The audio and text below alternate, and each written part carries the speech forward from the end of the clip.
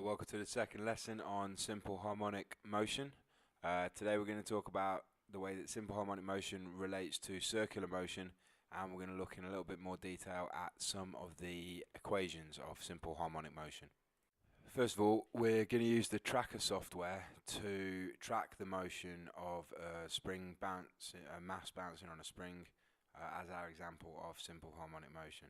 So we're going to set a point, and we're going to track that point from the maximum positive displacement. So here we go.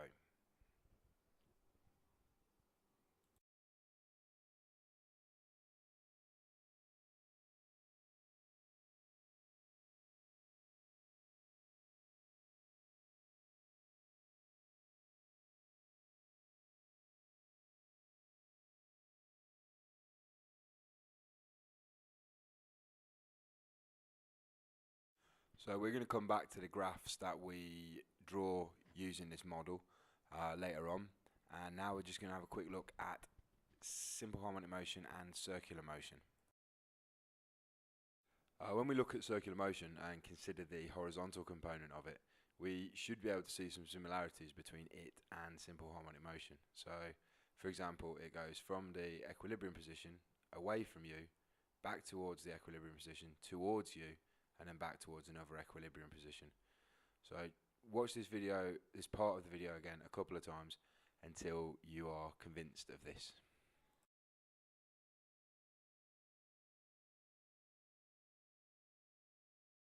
So see how circular motion and simple harmonic motion match up mathematically.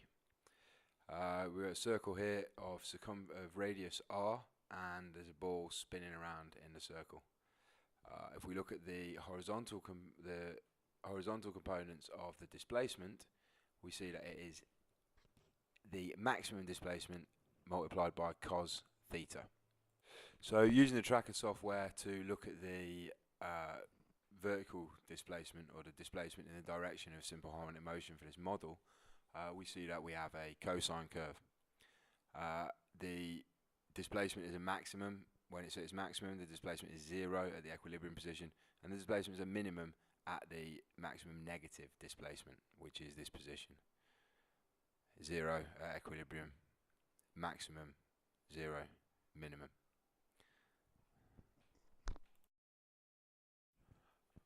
We're going to have a look at velocity now and how that relates to the circular motion model of simple harmonic motion. So remember that the velocity acts at right angles to the force causing the circular motion, and this leaves us with a triangle to analyse, which gives us a horizontal component of velocity as v sine theta.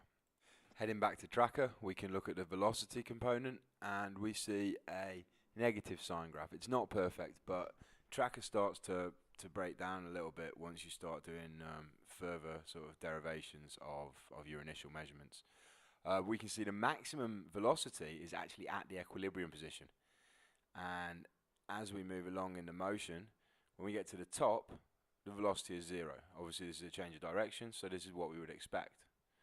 Again, the velocity goes down to its minimum velocity, so its maximum in the opposite direction, and when it reaches the opposite extreme point, the velocity is 0 again, because it's changing direction.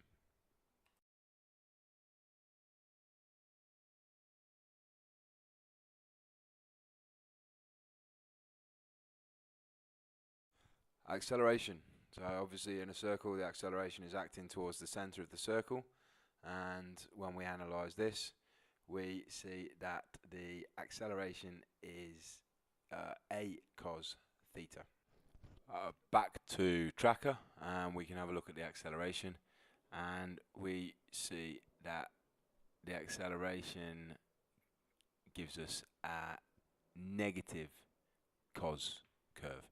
Again, negative because it's acting in the opposite direction to the displacement, which was a positive sine curve. So we have a look. The minimum extrema gives us the maximum acceleration. There is 0 acceleration, which is obviously because there's 0 resultant force at the equilibrium position, and then our maximum negative acceleration is at the maximum positive displacement. We go back through 0 on our way to the maximum.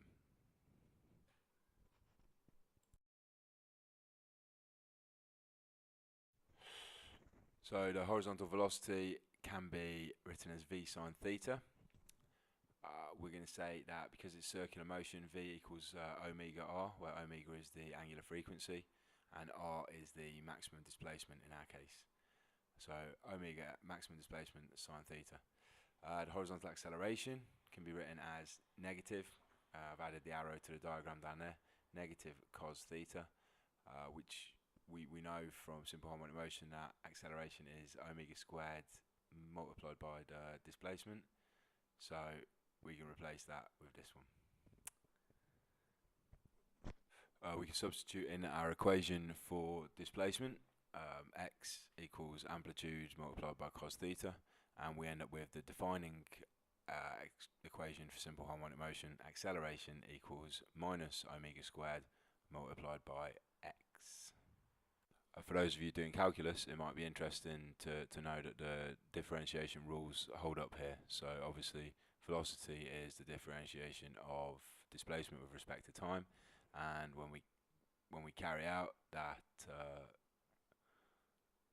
process on our displacement function, we end up with the velocity function that we've derived in today's lesson. Equally, acceleration is the differential of velocity with respect to time, and when we differentiate this, again, we end up with the equation for acceleration that we have derived during today's lesson. You can also see here that this part of the acceleration equation is from the displacement equation, and when we put those together, we end up with our defining equation for simple harmonic motion. Acceleration is minus omega squared multiplied by the displacement. So these are all the equations for simple harmonic motion that you need to know and use.